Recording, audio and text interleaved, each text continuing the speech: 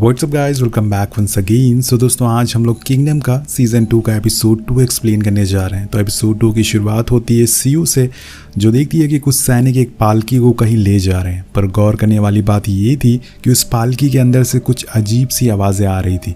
तो आप समझ गए होंगे कि इसमें कौन है। इधर हम चैंग और उसके साथियों को देखते हैं जो दीवार को पार करके मियोंग सी झी तक पहुंच गए हैं। अंदर जाने पे वहाँ उन्हें काफ़ी सैनिक मौजूद होते हैं जिन्हें योंगशी मार डालता है। लेकिन तभी वो देखता है कि कुछ सैनिक यहाँ से गायब है जिनका यहाँ पे ना होना किसी बात का संदेश दे रहा है। वहीं चैंग महल के अंदर जाता है अपने राज्य को वापस लेने। वहीं इधर सीयू जैसे तैसे करके उस कमरे तक पहुँच जाती है जहाँ पे वो पालकी रखी हुई थी।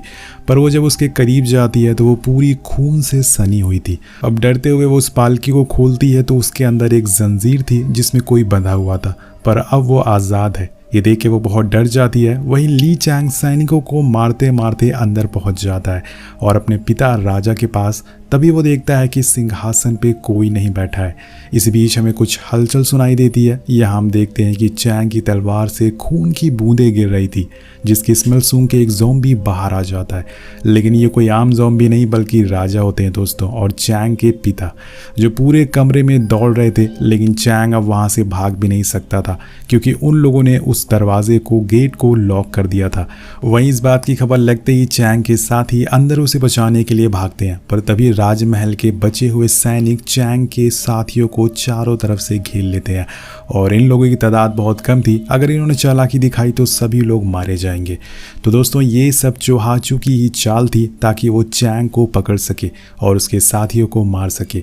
अब सीयू ये सब छुप कर देख रही होती है कि तभी एंट्री होती है चोहाचू की, जो ये सब देख रहा था। लेकिन आखिर उसे कैसे पता चला कि आज ये लोग आने वाले हैं? आखिर चैंग का कौन करीबी है जो उसकी और उसके साथियों की खबर चोहाचू तक दे रहा है? ये आपको थोड़ी देर में पता चल जाएगा। और इधर ली चैंग खुद को अपने पिता से बचा रहा था कि वहीं उन हियोंग चोहाचू से कहता है कि तुम एक गद्दार हो, तुम्हें राजा को बंदी बना के रखा हुआ है, मैं तुम्हें इसकी सज़ा दिला के रहूँगा। वो कहता है कि मैं ये सब नहीं जानता हूँ, और हाँ, कौन गद्दार है ये तो राजा ही तय करेंगे, इसलिए मैं आज अपने साथ राजा को भी लेके आया हूँ। अब इसी बीच वहाँ राजमहल के सैनिक आ जाते हैं जो चोहाचू के कहने पर उन हियांग को बंदी बना लेते हैं। पर वो उन्हें ये कहता है कि आज मेरे सामने जो भी आएगा वो मारा जाएगा। मुझे पता है कि तुमने 3 साल पहले युद्ध में क्या करा था, तुमने गद्दारी की थी। पर चोहाचू कहता है कि मुझे पता है तुम चैंग के साथ क्यों दे रहे हो, क्योंकि वो तुम्हारा स्टूडेंट है। लेकिन मैं तुम्हें एक और मौका देता हूँ खुद की गलती सुधारने का। अपनी गलती मान लो जिससे तुम्हारी जान बच सकती है। लेकिन वो उसकी शर्त मानने से इनकार कर देते हैं और सबके सामने चोहाचू की पूरी सच्चाई बताने लगते हैं कि कैसे उसे गद्दी पाने के लिए राजा को दोबारा से जिंदा करने के लिए उस जीवन देने वाले पौधे का इस्तेमाल किया जिससे राजा एक ज़ॉम्बी में बदल गए। वो वहाँ खड़े सारे सैनिकों से कहता है कि तुम्हारे राजा मर चुके हैं और अब इस राज्य का नया राजा है ली चैंग। इसके बाद वो कहता है कि तुम्हें क्या लगता है तुम मुझे इस बारी भी धोखा दे दोगे? वहीं दूसरी ओर हम ली चैंग को देखते हैं जो अपने पिता से बचने की कोशिश कर रहा है। लेकिन तभी उसके हाथ में चोट लग जाती है जिसमें से खून गिरने लगता है और उसकी स्मेल सुनकर राजा हाथ धोकर उसके पीछे पड़ जाता है। पर वो जैसे तैसे करके वहाँ से बाहर आता है। लेकिन तब उसे अपने पिता की कही एक बात याद आती है कि मुझे गिराने के लिए बहुत सारे लोग खड़े होने वाले हैं, पर मेरे जाने के बाद तुम मेरी गद्दी पर बैठना और प्रजा के राजा बनना, ना कि खुद के। और आज चैंग अपने राज्य के लिए, अपने लोगों के लिए वही करने जा रहा है। अब बाहर हम देखते हैं कि उन हियोंग जो कि इनके गुरु हैं वो अभी भी चोहाचू से लड़ने के लिए तैयार खड़े हैं। पर चोहाचू एक सैनिक से कहता है कि उन हियांग को गोली मार दो। लेकिन वो सैनिक ऐसा नहीं करता क्योंकि आज भी वहाँ के सैनिकों के दिल में उन हियोंग के लिए इज्जत है। ये देखकर चोहाचू एक सैनिक का गला काट देता है और डर कर दूसरा सैनिक उन हियोंग पर गोली चला देता है। जी हाँ दोस्तों, उधर उन हियोंग गेट की तरफ बढ़ रहे होते हैं कि तभी सारे सैनिक उन पर गोलियां बरसाना शुरू कर देते हैं। लेकिन वो जैसे भी करके उस गेट को खोल लेते हैं और गेट खुलते ही सामने राजा खड़ा था जिनकी गर्दन अलग होती है और वो किसी और ने नहीं बल्कि चैंग ने की थी। उसने अपने पिता के कहने पर ऐसा किया क्योंकि वो चाहते थे कि चैंग ही राजा बने। लेकिन अब पूरी प्रजा ने देख लिया है कि राजा को चैंग ने मारा है और यही चोहाचू भी चाहता था। उसकी चाल यहाँ पर कामयाब हो जाती है। जो वो करना चाहता था वो सबके सामने आ गया था, इसलिए उसने जानबूझकर उस रूम को बंद कर दिया था। वो राजा की गर्दन को उठाकर सबको दिखाते हुए कहता है कि देखो, हमारे राजा को इसने मार दिया है और इसे और इसके साथियों को बंदी बना लिया जाए।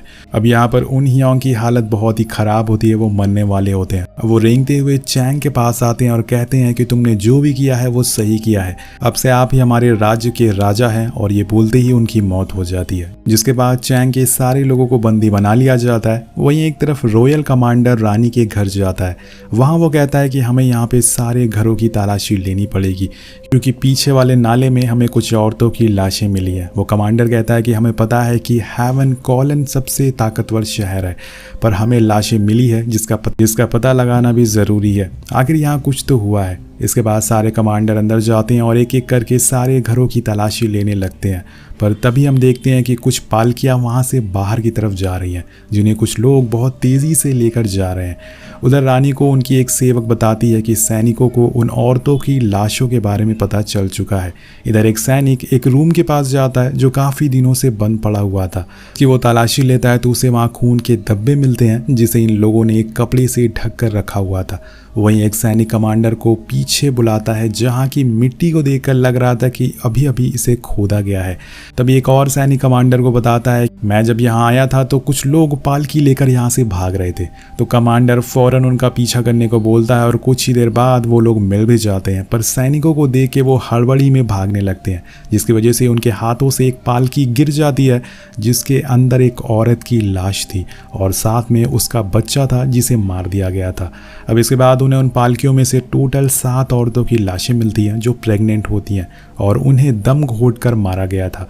पर यहाँ गौर करने वाली बात ये थी कि उसमें जो भी लड़कियां पैदा हुई थी उनका गला घोट कर मार दिया गया था, पर जो लड़के पैदा हुए थे वो मरे हुए पैदा हुए थे। यानी कि कोई ऐसा जानबूझकर कर रहा है और वो किसी बच्चे को ढूंढ रहा है। और इसी दौरान उन्हें एक हॉर्न की आवाज़ सुनाई देती है जो राजा के मरने पर बजाया जाता है, यानी कि राजा अब मर चुके हैं, जैसे कि हमने आपको पहले ही बता दिया था। ये बात सुन के कमांडर राजमहल जाता है, जहां उसे चुहाचू द्वारा भेजा एक संदेश मिलता है जिसमें लिखा था कि पूरे शहर में प्लेग की बीमारी फैल चुकी है जिसे चैंग ने फैलाया था और वो इसका दोषी है।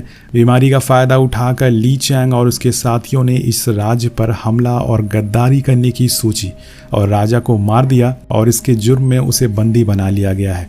अब अगले दिन पूरे शहर में शोक होता है राजा की मौत का। सारे लोग महल में मौजूद थे। अभी एक सैनिक आगे कहता है कि हमें उन हियोंग की लाश का क्या करना है जो कि इनके गुरु थे। तो एक सैनिक कहता है कि उन्हें सम्मान के साथ दफना दो। उन हियोंग भले ही चैंग का साथ दिया हो, पर राज्य के लोगों में अभी भी उनकी बहुत इज्जत थी। वहीं सारे स्कॉलर्स आपस में बातें कर रहे होते हैं कि अब तो सिंहासन खाली पड़ा हुआ है, अब राजा के बाद कौन राजा बनेगा। तो एक स्कॉलर कहता है कि मैंने सुना है कि रानी ने एक बच्चे को जन्म देने वाली है, अगर वो लड़का हुआ तो वही बनेगा अगला और हमारा राजा, अगर लड़की हुई तो हमें राजा के कज़न को बनाना पड़ेगा। तब एक आदमी आगे बताता है कि रानी को लेबर पेन होना शुरू हो गया है। उधर हम रानी को देखते हैं जो बिल्कुल नॉर्मल थी, वो प्रेग्नेंट भी नहीं होती दोस्तों, जैसे कि आपने अगर पहले के एपिसोड देखे होंगे तो आपको सच्चाई पता होगी। अब उसके पास एक सेविका आती है जिससे वो पूछती है कि बाकी औरतों का क्या हुआ। तो वो कहती है कि जैसे आपने बोला था वैसे ही किया गया है उनके साथ। तो उन औरतों को किसने मारा आप समझ गए होंगे। अब इधर हम एक रॉयल कमांडर को देखते हैं जो स्कॉलर के साथ होता है, जो कल रात को हुए उसके बारे में बातें करता है। स्कॉलर कहता है कि तुम अपनी छानबीन जारी रखो, हम लोगों से ज़रूर कुछ छुपाया जा रहा है। जब तक रानी बच्चे को जन्म नहीं दे दी थी उससे पहले ही हमें इस बारे में पता करना होगा। अब इधर हम सीओ को चैंग के साथ देखते हैं जो उसके घाव को ठीक करने आती है, पर ली चैंग उसका हाथ पकड़ लेता है और उसे ज़मीन पर कुछ लिखता है जिससे सीओ समझ जाती है। इधर योंगशी के साथ जो लोग कैद थे वो उनसे कहता है कि क्या तुम लोग यहाँ से भागना चाहते हो। तो वो कहते हैं कि हाँ, इसके लिए हमें क्या करना होगा। तभी योंगशी अपने स्लीव से एक धारदार हथियार बाहर निकालता है जिससे वो हमेशा साथ रखता था। अब कुछ समय बाद हम देखते हैं कि राजा के शरीर को दफनाने ले जाया जा रहा होता है। तो चाचू कहता है कि गद्दारों को बुलाकर लाओ।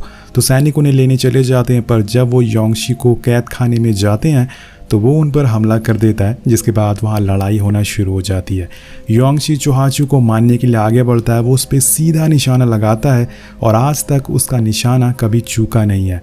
वो एक तीर छोड़ता है, लेकिन तभी चुहाचू के सामने एक सैनिक आ जाता है जिससे चुहाचू की जान बच जाती है। इस बात से उसे बहुत ही गुस्सा आता है और वो ऑर्डर देता है कि इस गद्दार को पकड़ लो, और उसके साथियों को पकड़ लिया जाता है। इसी बीच वहाँ चैंग को भी लाया जाता है जो ये सब देख रहा होता है। पर तभी हम देखते हैं कि कुछ सैनिक किसी चीज़ को देखकर भाग रहे थे। वो चीज़ कोई और नहीं बल्कि एक ज़ॉम्बी होता है, और ये ज़ॉम्बी कोई और नहीं बल्कि उन हियोंग, जी हाँ दोस्तों, जो कि इनके गुरु होते हैं वो होते हैं, जो कि अब ज़ॉम्बी में बदल चुके हैं, जिसे देखकर चुहाचू के चेहरे पर 12 बज जाते हैं। अब सारे सैनिक उन हियांग को मारने के लिए आगे बढ़ते हैं और तभी चुहाचू कहता है कि सर पर वार करो, लेकिन तब तक उन हियोंग चुहाचू के जो कैप पर खून लगा होता है उसे सूंघ लेता है और वो उसकी तरफ खींचते हुए चला आता है। और तभी हमें एक बार फ्लैशबैक का सीन दिखाया जाता है कि आखिर उन हियोंग ज़ॉम्बी कैसे बन गए। जब उन हियोंग आखिरी सांस ले रहे थे तो उन्होंने चैंग के कानों में कहा था कि अब हमारे पास एक रास्ता बचा हुआ है इन सब चीज़ों से लड़ने के लिए। मेरे मरने के बाद मुझे वो जीवन देने वाला पौधा खिला देना, जिसके बाद आपकी जान बच जाएगी। तो दोस्तों यहाँ पर चैंग ने सीयू को यही लिखकर बताया था कि वो पौधा उन हियोंग को खिला दे। अब कहानी दोबारा से प्रेजेंट में आती है, जहाँ पर सारे सैनिक उन हियोंग को रोकने की कोशिश करते हैं, लेकिन वो भागते हुए आते हैं और चुहाचू के गाल का मांस को खींचकर बाहर निकाल लेते हैं। इसी दर्दनाक सीन के साथ ये एपिसोड यहीं खत्म हो जाता है। तो आपको क्या लगता है कि चुहाचू मर जाएगा या सब की तरह वो ज़ॉम्बी में बदल जाएगा? इन सब का जवाब हमें एपिसोड 3 में पता चलेगा।